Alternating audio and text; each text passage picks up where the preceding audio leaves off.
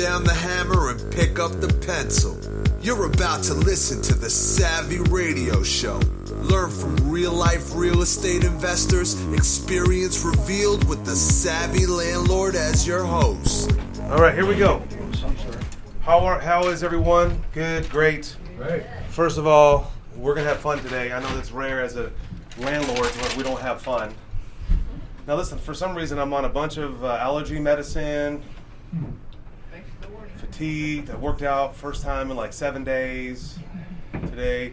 So if I don't speak well, that's good because today's not my day to speak. First of all, April 25th, we're starting this thing. It's a book club. And people keep asking me, I should probably tell you what book club we're reading, right? That probably, because I've already read it. But April 25th, here at 7 o'clock, it's free. It's going to be online. You can watch it online on your phone on Zoom. You go to besavvybookclub.com. But this is the first book we're reading. It's incredible. It's super easy. I picked this simple, easy book to read. Like, you can get this on Kindle for a couple of dollars, or you can buy this for $7. It's manage your day-to-day, build your routine, find your focus, sharpen your creative mind. It's incredible. April 25th, we're going to chat about it, and if a lot of people don't get it, then we're going to extend it. All right. Today, we're having a Q&A with real investors. Peppered in the room are some superstar investors. Some of them. In their mind. In their mind. Maybe in their muscles and their pectorals. Yeah. Big daddy. Yeah.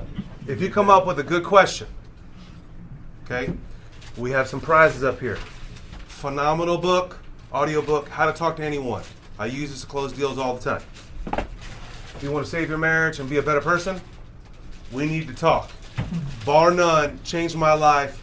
Best book, that's right, write it down. I'm telling you, I'm about to do a podcast on this. This deal changed my world. We just had Investor Weekend, and we were in groups of people at random. It's fascinating how people are narcissism in their conversations and how to learn to deal with those people. You might be married to one. No offense. This is Celeste. I'm serious. Like, this book changed my life. That's why I bought it on audio. I've already uploaded it to the world of VC, but we're going to give it away today. Airbnb, short-term rentals. If you're interested in it all, this is kind of a 2-hour seminar. Super Savvy book, 302. OG book, Savvy Red. Okay, you get to pick your prize if you do a good question. Okay, it's got to be a good one, and then we're going to vote on your question. And if you're weak or scared, we'll make you dance. All right. So, Good question. What's wrong with you? The first 2 books you should be reading. If you're coming to the book club, and we need to talk. Manage your day-to-day, build a routine, find your focus. You could come up and look at this, or I can text me and I'll get it to you. Okay, this is what we're reading right now. If you want to close more deals, like, everybody look at my face. Let me show you something.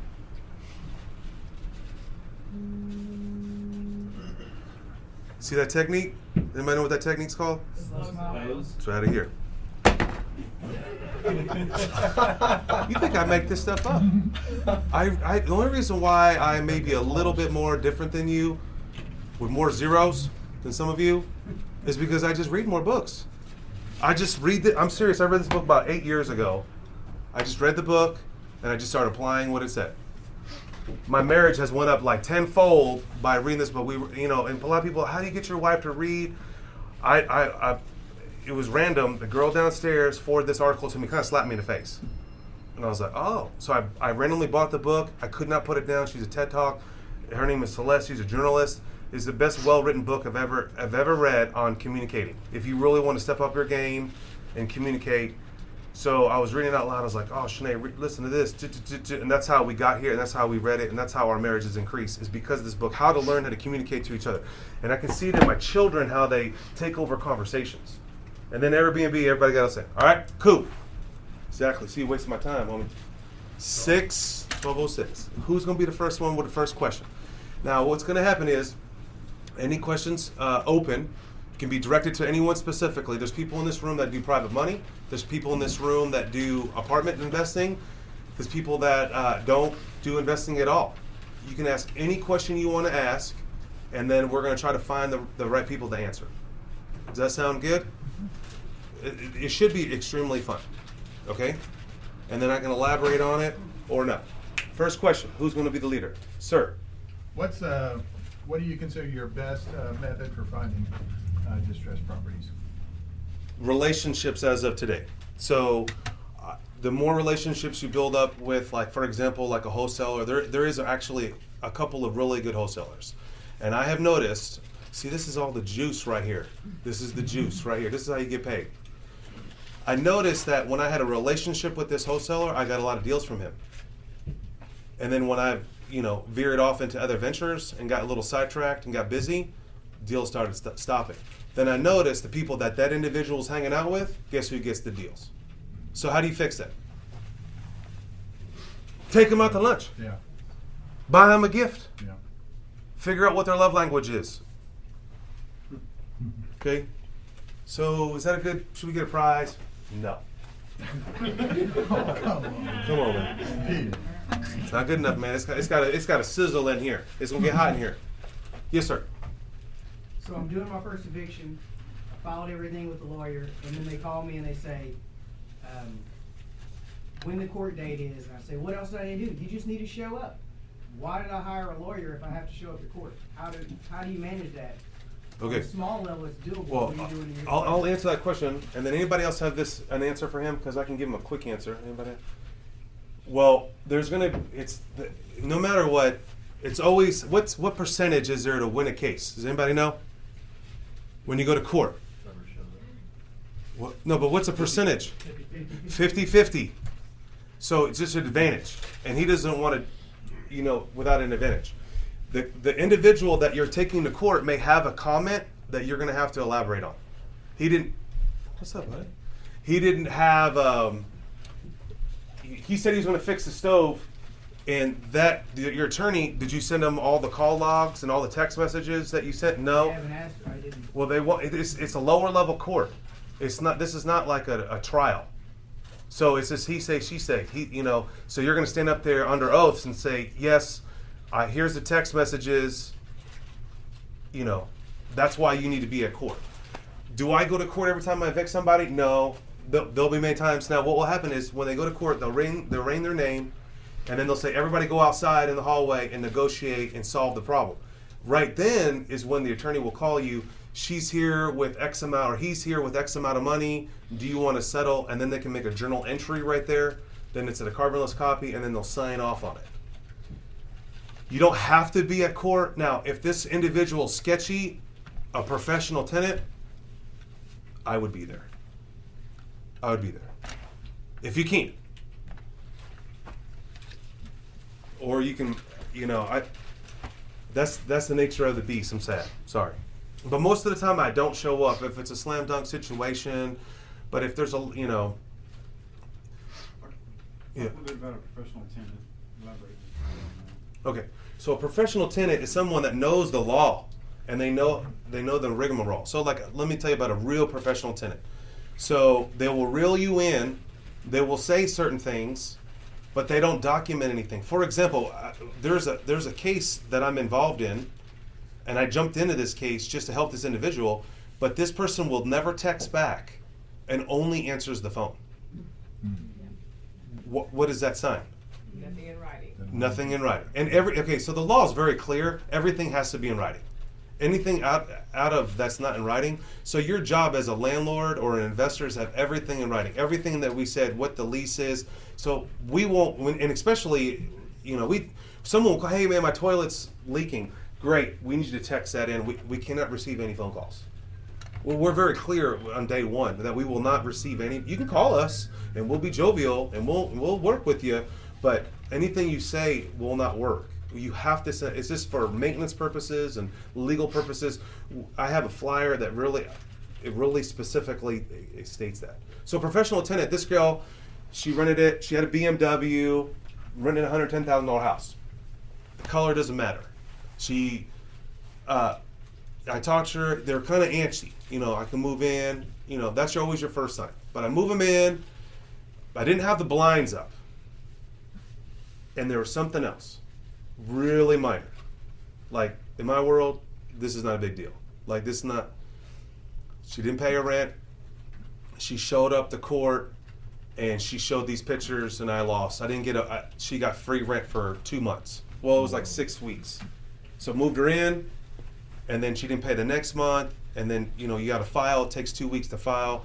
Plus, today's days, the sheriff is only working on 2 days a week now on serving evictions. And so that's why it's very critical when you get your times and dates. If you get your paperwork in, if you don't get it filed on Friday, it's going to kick to Monday, and then it kicks to Monday. And if you get a judgment, well, your court date's the following Tuesday, then you have to file a writ, and then it just goes on from there. It could be 3 weeks. Anybody ever dealt with that before? If you don't know the proper channels? Okay. Anyone else want to answer that, Sean, back there with a few evictions in your lifetime? Yeah, that's one of the non-fun parts about being a landlord is evictions and tenants not paying. It's probably the worst part. Yeah, I've had to go to court several times with minor evictions. Have you seen a professional tenant before? Yeah, there are. Yeah, I mean, there's one. I mean, I think a professional tenant, they've been through this before. It's not their first rodeo. They've probably been evicted before, and like I said, they know the law. So this professional tenant, like they accept, like we have a disclaimer in our lease, and if you don't have this, I'd write this down, as is. Do you have an as is in your lease? You're smart. Only one person who has an as is in their lease. 2.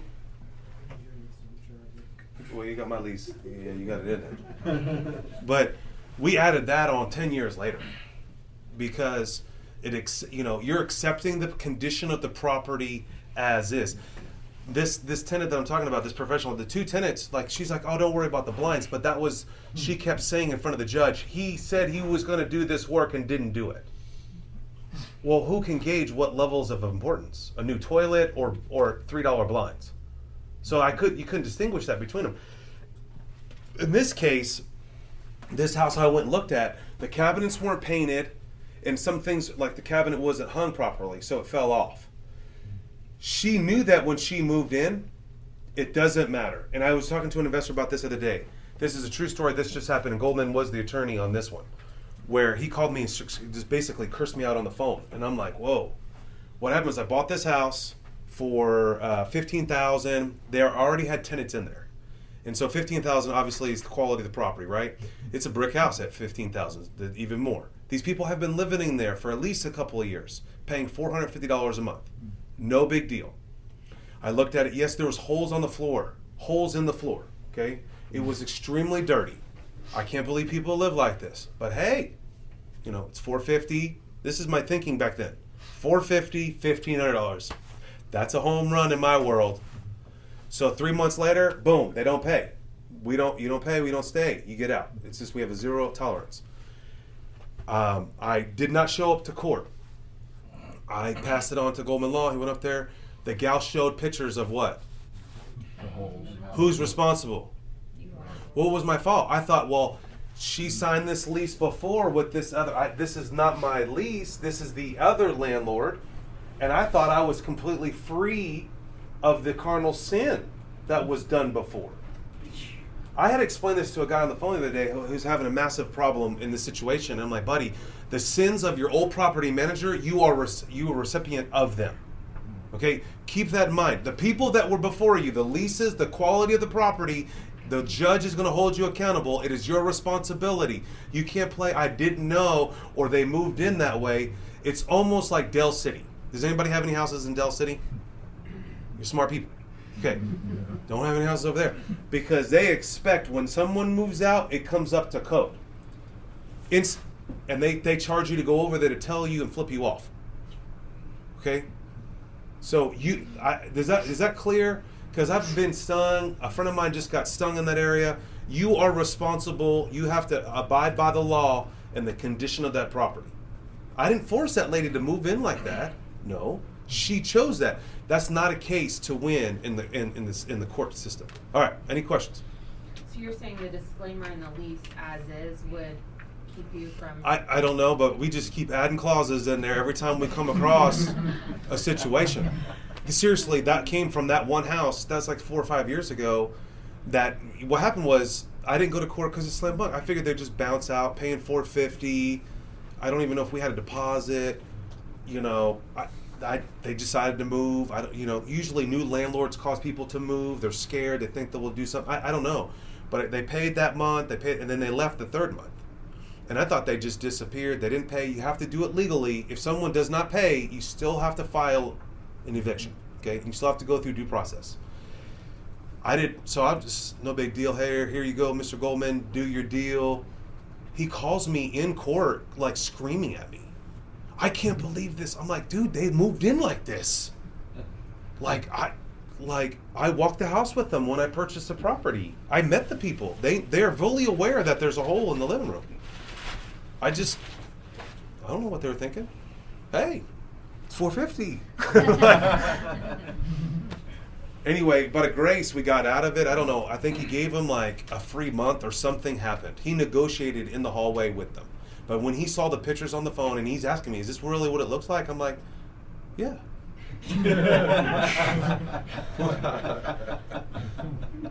I mean, I'm not trying to lie. Yeah. I'm like, whoa, maybe I should fire you too. You know, I was like, I didn't know. And that's why you're smart and you're here. Think of a question. If you have a question, you need to write it down. I'm telling you, be as vulnerable as possible. I won't say your name on the thing. People won't know you. We're not taking blood types. But like one question, that's why I brought this book up here. It's in my other book, and this is a true question. Do you rent to sex offenders? That is a book. Have I rented to sex offenders before? Yes, accidentally. I didn't know he was a sex offender, and then next thing you know, he was a great. I thought I found the dream tenant. Yeah, sex offender, dream tenant. That doesn't even go in together. Guy was like, yeah, I'm a handyman. I can hang that light fixture for you. I'll be right back, homie. I ran right to Lowe's. I dropped off 4 or 5 boxes, got it all set up, you know. And then like the next day, hey man, I have to move. Why? Did you get the lights up? I was just playing. And he's like, did you get the lights up? And he's like, no, I'm 100 yards from the school or something. I don't even know what the law is. And so now that's in a disclaimer in my lease. Are you a sex offender? Are you, you know, I mean, I don't know how, back then, this is a long time ago. So ask the questions. I have over 1,000 questions. I love questions. This is how I learn personally. This is how you should learn. Ask a question. As a way to find out if they're a professional tenant, is it legal to ask on an application, have you ever been evicted before? Yes, you should have that on there and you should ask. And you should look it up. The last professional tenant, when we started doing our due diligence, I mean, this investor bought this property with a professional tenant in there. So he's kind of stuck with this individual. And she tried to play the game, and I jumped in the game for this individual and actually showed up on the property and acted like a property manager just to make sure to protect my friend. Because it's a really good friend of mine, and what he's saying did not register what should be legally happening. But after the investor already closed on the property, dealt with it, trusted the landlord. Don't trust any landlords. That should have been a question. I would have gave you a book on that one. And she had like 4 or 5 evictions. She was a professional. If you've been through an eviction one time, you know what's going down. And when you look at someone's eviction on the county, see if it was a default judgment. What is a default judgment? They didn't show up. They didn't show up. But if there was a journal entry, look at the journal entry. You can click on the journal entry and you could see what the attorney wrote, how they negotiated, how do they settle that situation. Just got to do your due diligence. Question? Yeah, so whenever you take over a property and it has tenants already in it, do you have to wait till their lease with the former landlord expires to get them on your lease agreement? Okay. Well, great question. So we'll give you something. You want a book? What do you want?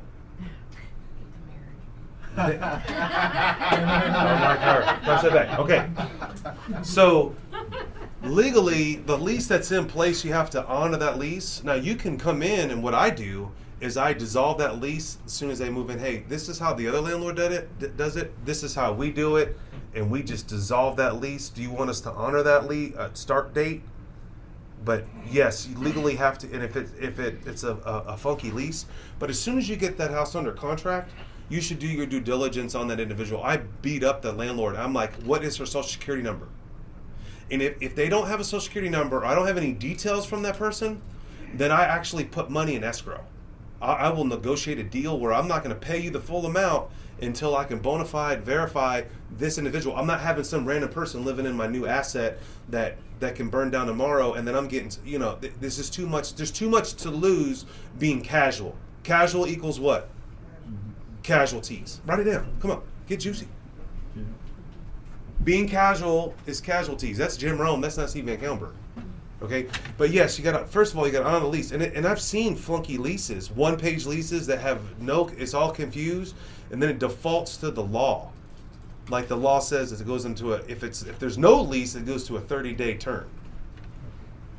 But just this, regardless, there's tricks in my lease that gets them to give me information that I need. For example, if you died tomorrow, and you got this flat screen, I would really like that flat screen, but it's not mine, and legally I can't touch it. Who could I give that flat screen to? Oh, give it to my mama. Okay. What's your mama's phone number? Where does your mama live? Okay. And that's how I get that information. And I go down. There's other ways I get their information. Okay. Any other questions? Yes, sir. How do you deal with the risk adverse spouse? Like someone that's got Just a spouse that just basically doesn't allow you to invest in properties. Oh, personal. Okay, we're talking about deadbeat tenants. No. Oh no, they both got to pay. They both own a lease. Well, like I just said earlier, so that if you read Rich Dad Poor Dad, hopefully have you read that? And he says that's the one thing that's going to derail your success as a real estate investor if you can't get your spouse on board. Yeah. And that really, how did I get lucky with my spouse? My spouse came from a small town, 34 people, blue collar. Dad worked in the farm. Okay, they paycheck to paycheck like everybody else. How did I get my wife on this vision? I read to her. When she was cooking, when we were newlyweds, you got nothing going down. I mean, I was just she was learning to cook, and I was learning to try to be a husband, and I was reading Rich Dad Poor Dad. And that's how that one book I just gave that to him. Someone sent me an article. I was like, wow, that's a pretty powerful article. I bought the book. I was reading. I was like, I'm sitting in the living room. Shanae, dude, I didn't know I was a narcissist with conversations. Damn. She's like, you are? Oh, okay. And then let's get this is you. You just talk too much. I didn't say it like that. But I said it. I let the book do the work. Yeah. No, I just painted a vision. Your job as a man, in general, is to paint a vision. So I always give this example where there's a couple living in a mobile home. Who wants to live in a mobile home? No, I've never seen anybody raise their hand. But we're living in a mobile home. Now, the man, he's like, I'm saving money. The lady is pissed the F off. Damn, this is a damn tin can. She's pissed. But man, we're saving $500 a month. In 10 months, how much is that?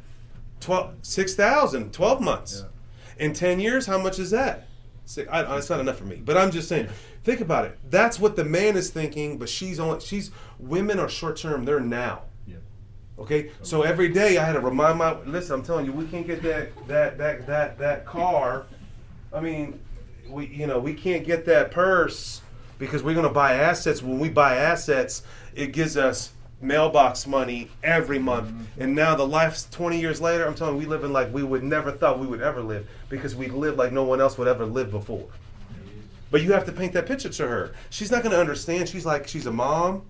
She's a wife. She's trying to fulfill you. She has no idea that your job is a provider, right? And you want to, this makes sense. This real estate game makes sense. These little people are making all this money. How can they do it? I can do it. If I can do it, you can do it. Mm-hmm. But yes, you need your wife on board, and it's slow. Do not buy. The most disrespectful thing you can do is buy a book for a female and give it to her. That's the stupidest thing you could ever do. Yeah. I used to do that. Yeah. And I'm like, I went through a few girlfriends. I was mandatory reading before we went to the next thing. I was like, bro, you need to read Rich Dad Poor Dad. It was. I mean, this change. This is like, I don't know if you've been saved, got Jesus as your Savior. You like read Matthew, like, what? Who's this Jesus dude? That's Rich Dad Poor Dad was like that for me. Yeah. I was like, wow, I can be rich? Oh, I don't have to have 30 degrees? So she doesn't understand. She's probably programmed from society. I realize this, that we're conformed from birth. We go what school we go to, what food we eat, where we go. No one teaches you about being rich. No one teaches you. I'm reading this very powerful book right now. First of all, if you want to read some super books, Millionaire Fastlane by MJ DeMarco. And if you follow me on Facebook right now, anybody follow me? I know you follow me, little one. You follow me on there? You should be following me, damn it. Follow me. You see? Are you following me? Answer me. Sure. How many posts have I posted on there? All about this book I'm reading. Unscripted. If you follow me right now, man, every night, as soon as you guys leave here, as soon as I get home after we got birthday dinner, I'm reading for at least 2 hours tonight. This book is reprogramming my mind. I didn't know that we were a consumer-based. Our whole economy is based on us buying stuff, being in debt. It's a consumer-based mindset. I have to break that off. And I'm like, oh, that's how it all makes sense. That's how, you got to, and when you've got to lead. If you want to lead, if you want to lose weight, you got to lose weight. If you want your wife to lose weight, you got to lose weight. Yeah. Oh, yeah. If you want to be a better husband, you show up with flowers. If flowers don't work for me, but because they die. I don't spend any money that doesn't make money, right? Yeah. And I don't spend anything that dies. Seriously, I'm just weird about it. Like, it don't make no sense. It has to make money, and it can't die. I'm only in businesses that have residual income. They propel. I don't do anything that doesn't have a return, and I don't do anything that doesn't have a 3-time return. I mean, this is how my mind works. Okay, what are the questions? We can spend all day on this subject. Don't come to the book club. It's gonna get animal. It's gonna get real intense. That's the poor guys that came a couple months ago. Were you a little nervous? I was screaming at one dude. We were talking about books. I was like, dude, oh God, I gotta say this. Somebody asked me this question. He's like, I almost fell in my chair. He has a full-time job, and he thought he was rolling because he had a debt-free asset. I was there. I was like, I said, buddy, do you have any idea how much you're paying in tax? On a debt-free asset doesn't make sense.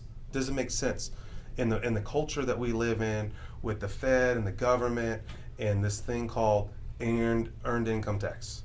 You're working for the government for free because that $1,000 a month that you're making, how much are you giving to the government? Earned income. What tax bracket are you in? Now, if you had it leveraged, that means you have a loan on it. Can you write off your interest? Is that tax-free? Yep. So you can leverage. I mean, this is not for this class, but there's a whole other strategy.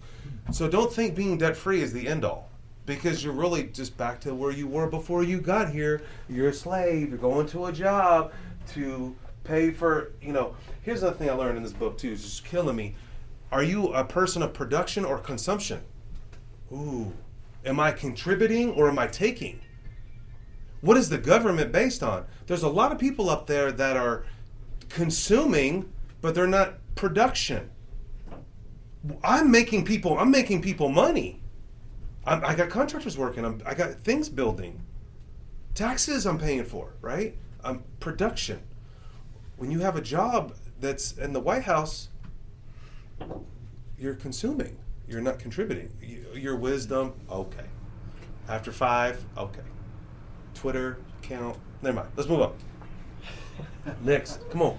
We got 4 more books, 4 more gifts. If you're on the newer side of investing, how would you recommend going about obtaining more private money? Ooh, that was a good question. Which one do you want? This one? Nope. Yeah, no, that one. Okay. Yeah.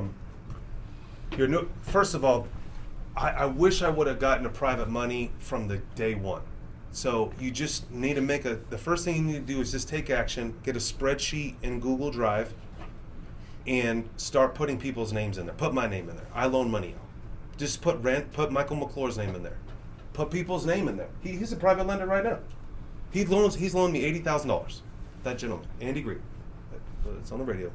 Call him, 405. I'm actually brokering out private money now. So you just build a relationship, create a spreadsheet, come to networking events like this, hang out for 30 minutes. What do?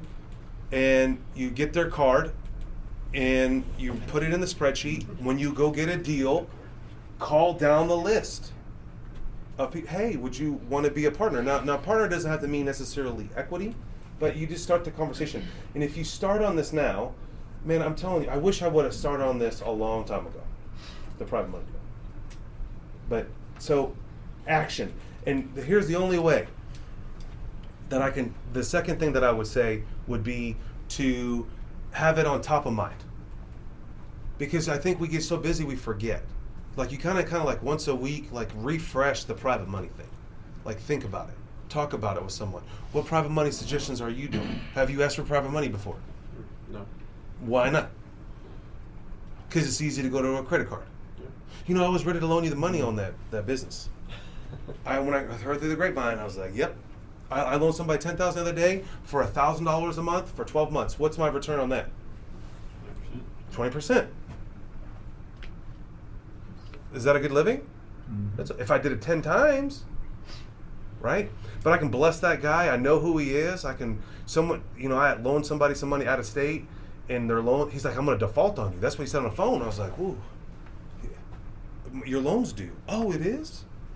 I was like, well, let's just renew it with a $500 fee. Like, let's just keep the ball rolling. It's going right into my IRA. You can loan money to businesses out of your IRA. You can put your IRA into a self-directed IRA. But I'm not saying if I was, mentoring you, credit card might be a good thing because you're young and you're only 19 and establishing credit. But you need to really establish credit. You need an installment loan. Credit cards, you've already kind of figured that out. You need to go buy a car and slowly pay it off. Like the regular payments. I mean, I could pay my vehicles off. I don't because I just ramp up my credit. Now I have the cash in my bank just in case Donald Trump dies or something and the world ends tomorrow. I'm going to be ready. But reality is you got to get an installment loan. If you have some sketchy credit, or you're trying to build your credit up to a 700 or something, you got to have some installment loans going. It's basic principle. Could be a house, could be car. Those two are real easy to, not real easy, but you can get. Question. Yeah. So when You're you next. talk about being leveraged on an asset, what's the minimum maximum you want to be leveraged on an asset? What's the magic number for it to make sense? Oh, that's a good question. All right, you want another book? Airbnb. You're not ready for Airbnb. You take this book. You ready for that one? All right. So, what's the? I try to buy everything at 70. Because it's a no money down deal for me. So if it's a $100,000 house and someone brings it to me or I negotiate, I try to get it at 70%. That's the magic number. 70 is like awesome. 75 is good. 80, it's got to be in it. Now we're talking structure, location, and cash flow. Those are my 3 parameters. Write those down. And not in that particular order, okay? Because it changes. So cash flow might be, like if you're building your empire, cash flow might be your first thing, which would be cash flow would also mean / terms. The second thing could be structure because you have maintenance issues. I don't want to deal with maintenance. I shut down that whole aspect. And third could be location. So let's just give you some examples. When I started out, anywhere and anywhere. Okay, I don't buy anything from south of 540. I don't even go look at. So I was just trying to build a portfolio, so I would have a bunch of hood houses that were crappy and that had cash flow. But on my financial statement, it looked really good. Today, I'm selling all those houses and getting different houses. So it just depends on where you're at in the strategy. But always think of those 3 things: structure, location, cash flow, aka terms. I'll take any house for free, subject to. My name's not on the line. I can be creative in that aspect. I was going to say, if you can 100% leverage it though, and you can cash flow it, and it's making you money each month, what do you think about that statement? But here's one thing I would not do. In the beginning, I would not, because there's a new product out there that I met with the bank for 2 hours yesterday. There's a new product coming out. It's already out, and I can mention the banks later. But it's a 30-year loan, no doc loan, but it's like a half a point more. Now that's like the Holy Grail. That's coming down the pipeline right now. Okay, what happened was everybody was scared in the beginning of the first 2 quarters. Banks are not making the revenue they need to make. They need to start taking down some stuff right now. That's what's the culture. I mean, I'm surprised this bank called me and took me to lunch. Not surprised. I mean, like, it's just not a bank that I'm like real high, you know, I'm like homies with them. And I was like, okay. And I was like, well, hey, we could do this for you. We could do that on my 30-year. Now, I would never buy an asset if it only cashed on 30-year AM. A real basic rule of thumb, I run all my numbers on every asset, 6%, 15-year AM. If I cash flow on that, boom, I'm in. 15-year AM, 6%. I've been through two cycles in this little game, and I'm waiting for number 3. I've not gone under. But if you had a bunch of houses and the market shifted and you're barely making it on a 30-year AM, you're going to choke out. How much cash flow are you looking for? Well, that's a great question. So, man, too many books for y'all. So, years ago, when I started 20 years ago, I might even mentioned it in my book. It was like $200. I don't do it that way now. It's like now there's like my matrix is like this. What equity, maintenance, you know, that structure thing is just, can I sell it, position. So, but I would, you know, to me to roll out of bed, it's got to make at least $150. But most people don't factor in property management, maintenance. And I ran this duplex through somebody the other day. It's in Edmond, $155,000. Like, it's impossible to sustain. Like, how is that even, you know, this thing called vacancy. And let me tell you something. Conservative banks are running your numbers at 80%. So just start running your numbers. I run all my numbers at 80% just to make sure that if the hell broke out and people are killing each other, the Indians are going to come back. They should. I'll be ready. Because it's going to happen. I'll be dead by then, but it will happen. Think about it. So run your whole portfolio at 80%. Then you'll be safe. What do you mean 80% of? Like the total value. Total value. Like if you think you're making $1,000 a month, you're making $800. If you're making, you know, just run it at 80. You should run it at 80. Does anybody else do these conservative? Yeah, I figured you did. I was gonna say this for maybe some new people listening in the room, but you're doing, you know, you're looking at possibly 150 cash flow on a property, but what a lot of people need to remember is you probably have so many assets right now that you can take on a 150 cash flow asset and still be safe. Whereas somebody new, if they have one asset and the cash flow is 150, that is really dangerous. Well, maybe. It depends if they have a W-2. The cool thing about there's so many variables. So if they have a W-2, they're not getting any tax deduction. That 150 actually translates to 450 if they bought a $100,000 house. How did I get that 450 a month? What's the word? Appreciation. Who said that? OG back there. That's right. And I'm not going to give you any price. But that's right, because I coach him. But depreciation doesn't cover I coach the him. cost of new It's heat. depreciation. No, yeah, but it helps against your taxes. Depends on what your goals are. If you're like, this is my full-time job, this is all I do, that's why I really don't jump on those $150 houses per se. But if it's an equity play or a location or it's a path of progress, or, you know, back in the day, I don't do it this way anymore, but my guys are bored. I need to put them to work because I can't lose them, so I'll take down this house. But those days are over with. I don't see that today. I don't have a crew like that. I have 2 crews left, and I'm slow. Like, I'll wait a month for them to finish before I do my next make ready, and I'll just lose the $400 a month. It's just because I know what their quality construction, I know what I'm doing. Before, I'd have like 4 or 5 crews and just be taking down houses to keep these jokers busy. But it's just a different philosophy. The culture is different. We're competing against a bunch of idiots, so you might as well just back down. There's just people. If someone bought that duplex for $155,000, it may make sense for a doctor.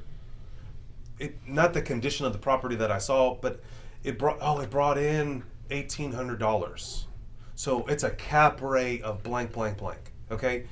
First of all, you shouldn't even talk in that terminology. But the thing is, if doctors have high income, and they need a lot more deductions, and they can write off a lot more expenses, or they can take on different loans and stuff. It just makes sense, like a 1% on a $150,000 asset. I wouldn't do it because I'm a full-time investor. I have to make money. I'm not.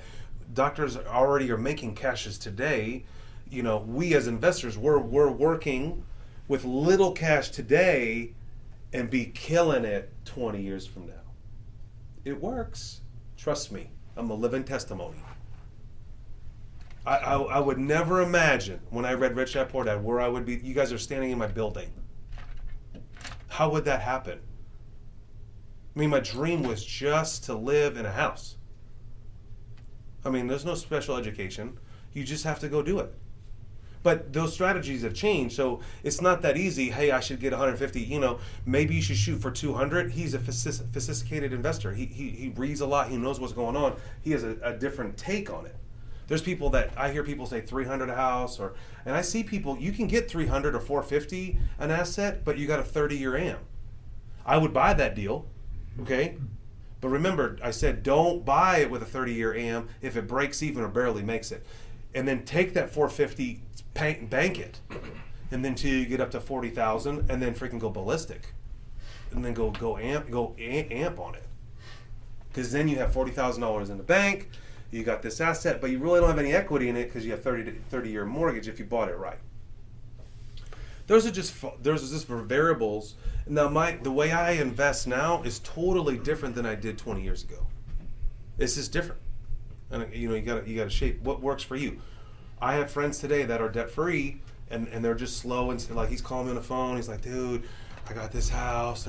They're paid off. I can owner finance it, B, cash out, make 40,000, put that in a cannabis company. I'm saying the questions I get are just make me laugh. I'm like, do you smoke weed? That's my second question. But you know, debt free. You know, I'm millions of dollars in debt. Some people can't. They don't think that it bothers them. It weighs on them. They get more gray hair than other people. It does. I mean, people, you know, they've been lied to for so long that debt is bad. Debt. I look at debt as a tool, and I look at it as a loaded gun. It's a tool to grow. You can't do anything in society without a bank. Seems like it, right? Did you know that 85% of all cars on the road are financed? Did you know? Man, I sound awesome today. That's what happens when you read. I just read this information, that's why. I don't have this memorized. 35% of America are late on something. 35% of the people. Think about it. It's fascinating. All right, enough of philosophy here. Just go listen to Jim Rohn. Oh, you want a book, huh, Zach? Oh, well, let's let the lady first. One question. Today, what is the best way to get a good tenant? Well, the only way, I mean, the supply is there, okay? And you can find a tenant with a bandit sign, or you can find a tenant on Facebook. It's irrelevant how you find the tenant. It's just how you do your due diligence to quantify that tenant. That's the number one thing. Facebook has changed the world, okay? Like, even just, there was something my wife was looking for, a baseball bat, and they're $300 for baseball bats. What the? For a softball bat. Oh no, we're gonna dial that down. How old is she? And so then I had to go into like investment mode. Okay, Sinead, listen, let's do it this way. Let's see if we can find a used bat for $100, and they're all depreciated out. Bats are just like houses. And I had to show her. I was like, look, I went on Facebook, went to Marketplace. It has to be a certain size and weight. This is BS, but you know. So I put that all in there, and a couple bats popped up, and an average of this bat is $100. Now these bats come out every year, like your little cell phone. That's fascinating. There's a 17, 18, 19. Why does that matter? It's a damn bat. And I realized why they're at $300 because I did a little bit more research because they have to be all approved by all these associations. Who says that? Fascinating. I love this game. So I was like, okay, Sinead, let's just do this. Let's not pay the $300 for the bat, but we have the money, we can buy the bat. How old's our daughter? 10. How long is it going to last? 1 or 2 seasons. And I already figured it out that I could only dump the damn thing for 100. So what's my depreciation? 2/3. What's that mathematically? $200. Ooh, $200. It's no point. It's a no bueno in VanCauwenbergh world now. This is my wife. No, you read another book. So I was like, Sinead, let's try this for me. Let's buy this $100 bat, see if she likes it, and if it goes well, we'll buy the $300 bat. But guess what will happen? What's the awesome part that happens in that situation? That gets me all juicy inside. What is it? Your daughter hits home runs. I almost texted you and asked, do you have a 30 bat that weighs 10 ounces? Some number. I was like, oh, hell. What's the great thing about it? You can resell that. Yes! Yes! I can resell that bat for how much? And guess what happens? I get my money back. That's why I love real estate. I always get my money back. I have no money in the game. Think about it. 20 years. I have all my cash out of the game. All the assets are, none of it's my money. It all came back. That's why a lot of investors are smiling all the time, because this is a free game. Yes. I didn't work for this deal. I worked a little hard in the beginning, and it pays out every day ever since then. I'm humbled by it. The same thing with the bat. I can buy that bat for $100, play with it, and then boom, turn it around, sell it for $100 to some other sucker, and we all good. That's called there's a theory, the greater fool theory. All right, next question. 10 minutes, 12 minutes. Zach. Private money. If you're wanting to loan private money, how do you screen for the tenant or the asset or for the borrower, or how do you structure it? Like, how do you build that structure? All right, you get one thing. That is a really good question. Take the book. You ain't ready for Airbnb yet. All right, so first of all, you should read this. If you really want to learn how to loan money to people, and you should, even if you have $1,000, you should read this book. If you're alone, it's called The Banker's Code by George Anton. That's my homie. And I would vet the person out like it would beyond a tenant. And it's hard to say this because I've loaned him money in the room.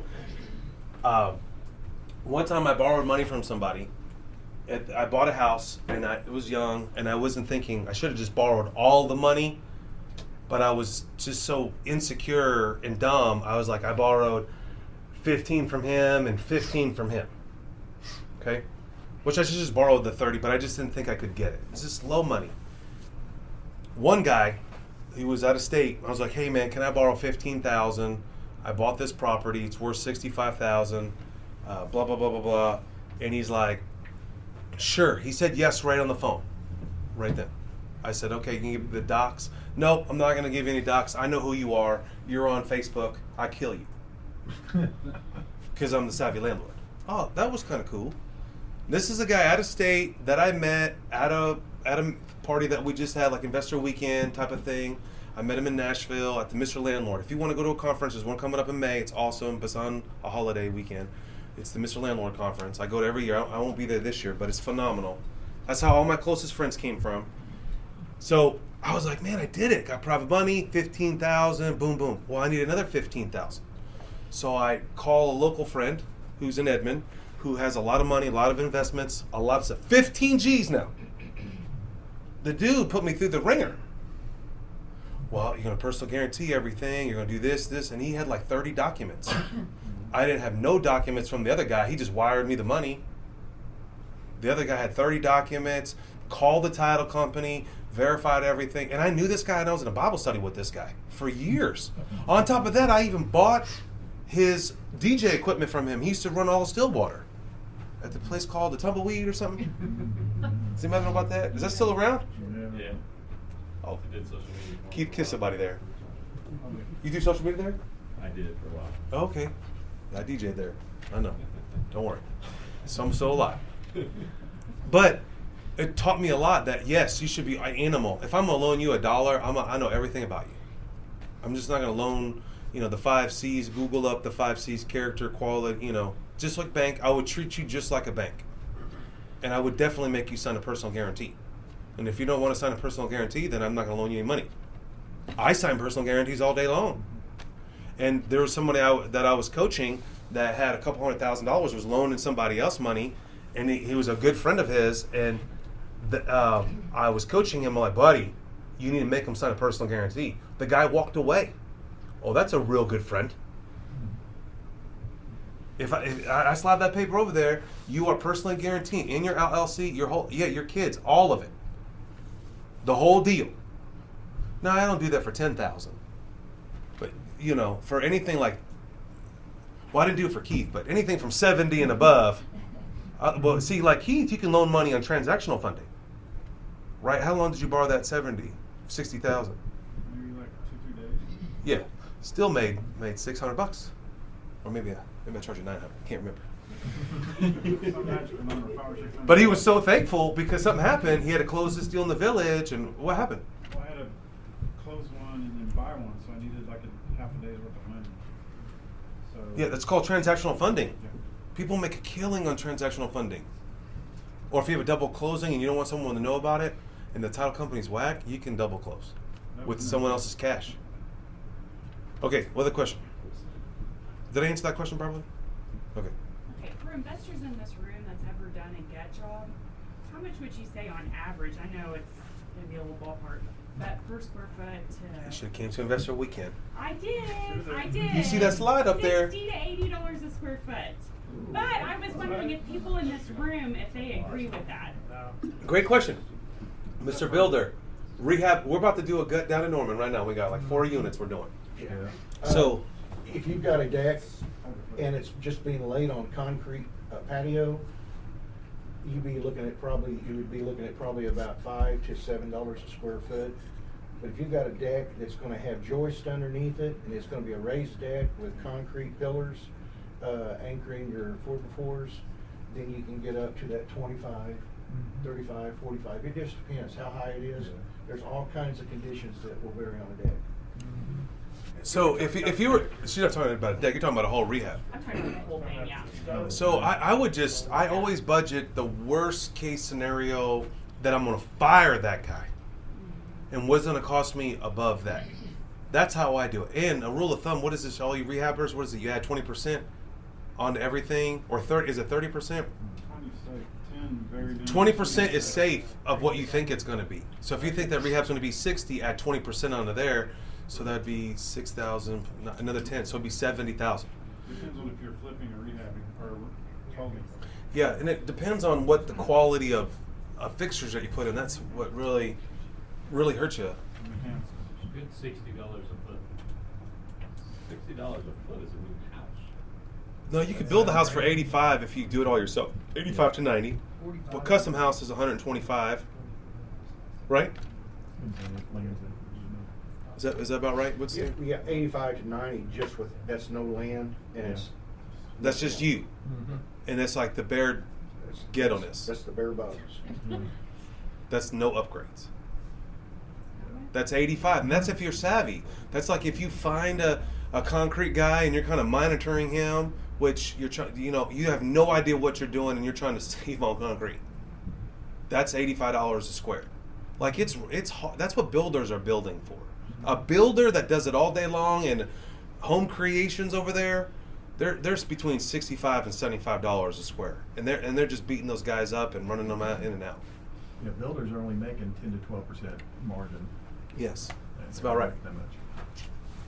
Custom homes a little bit different. Any other questions? Everybody's super savvy. We got one more item up here. Airbnb. You mentioned that you changed your strategy. Was that just because you were stepping up and kind of growing into that, or is it just because you learned and evolved? And like, if you had that knowledge, you would have started where you are now, as opposed to just stepping up. It's a great question. You said you're buying different. So that's things now, yours. different stuff. Good question, youngster. You can have it. Slide. There you go. Always take the money. That's the first thing. Always take it. I think it was you evolved out of, when I'm driving through the hood, I thought I would never get out of there. I always thought that no one would ever buy these houses. I felt like I was the only, I don't want to say that word, bad, not kosher. I don't know, not mentally, I'm the only psycho in the world that would buy on the east side. There was only, at the time when I was crushing it over there was only 2 or 3 other people, and it was fun because the wholesale would just call us. It's not like that now. There's probably, back then, at one time there was about 11 or 12 players over here on the east side. Now there's probably 50 or 60, 70, probably just individual investors that have 1 or 2 houses. I mean, I could probably hire a VA to figure that out and get accurate data.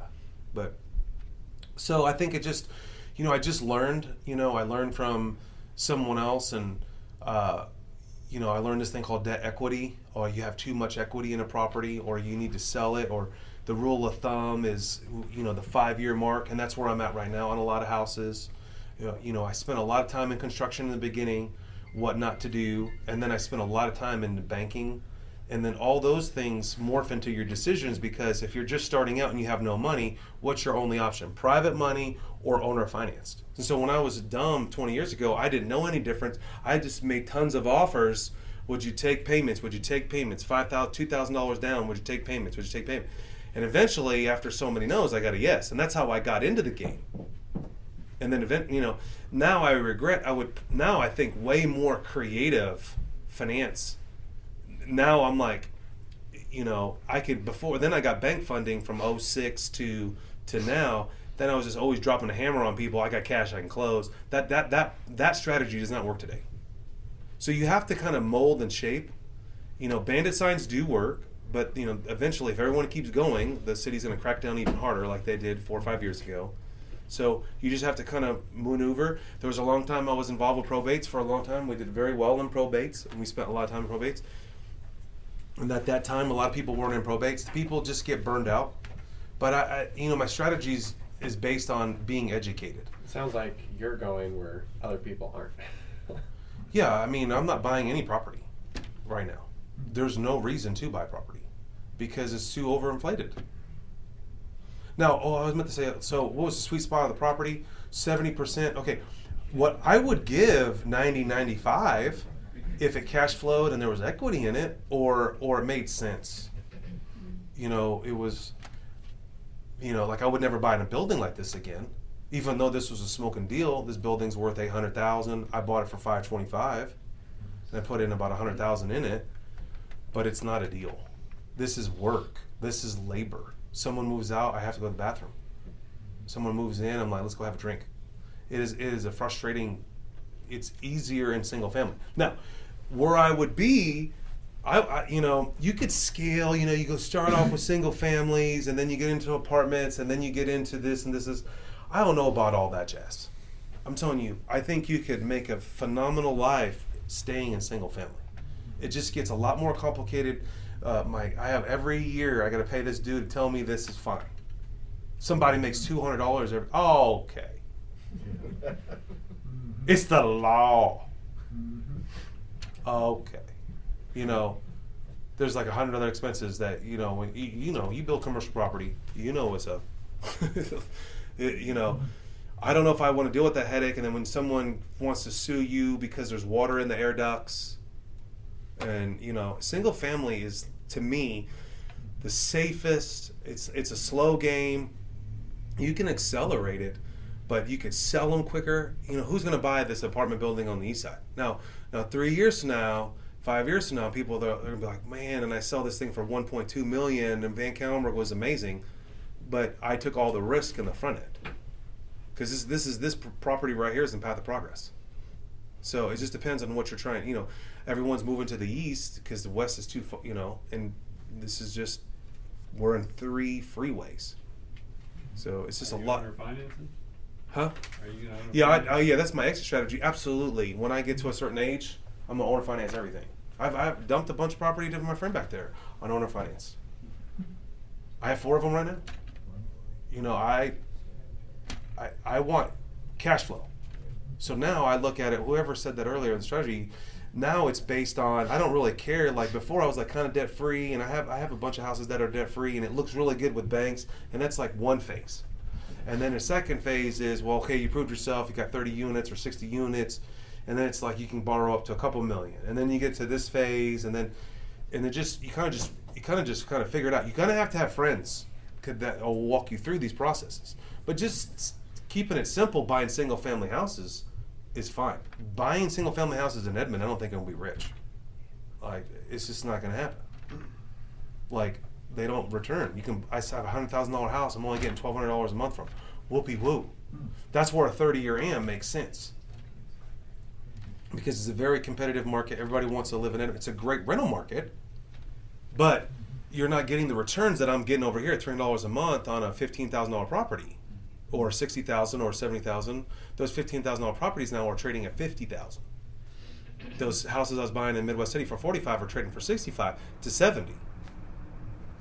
And now Spencer, saw an investor buy a house in Spencer for $15, try to sell it for $30.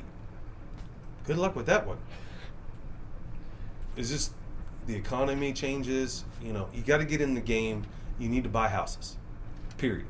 And if you don't know how to buy a house, you can fail if you overpay, but you got to get in the game, and you got to be buying houses. You got to be thinking about it. It's got to be at the top of mind.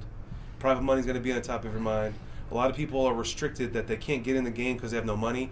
I'm telling you that as a fallacy. I said that on a podcast somewhere. Deals and relationships are the key to the game. Money is secondary. Fourth, money is there's so much money in this room. There's at least $100 million in this room. Maybe not. Maybe 70,000. 70 million. I'm trying to add up who I know. There's at least 40 million in here. I would say 50. There's 50 million. I know for sure there's 50 million in this room. I'm just trying. I know what people's net worth is. I know who they are. I talk to them. My relationship. I don't care. Someone told me that day, I just made $30,000 a month. Good for you, buddy. But it's good. I love it. I get a call from somebody. Man, I'm financially free. I make $5,000 a month. I mean, worked a job for 13 years, and then now he's within a short amount of time, within a couple of years, he's financially free. He can stay home if he wants to all day. It's a great lifestyle. All right, that's it. All right, what's the subject next month? I will be here. It's not spring break. It's not Cat Cook. So I'll be here. Huh? What'd you say? Appraisals. Oh yeah, that's right. Appraisals. How's that? I forgot about that guy. I gotta confirm him. We got a speaker coming in. He's an appraiser. I'll beat him up, which will be fun, because I will rip him up. Get ready. I'll pre-warn him. I'm like, dude, I'm gonna be real straight with you. Why are you like this? Like, how could one guy be this number and you're like $100,000 off over here? Explain that to me. I want to know exactly what software you're using. It's gonna be fun. And he's an investor himself, and he's in this building. Thanks for listening to the Savvy Radio Show. Glide online and listen to our other motivating episodes at savvyradioshow.com. Connect on Twitter at LandlordBook and always be buying assets.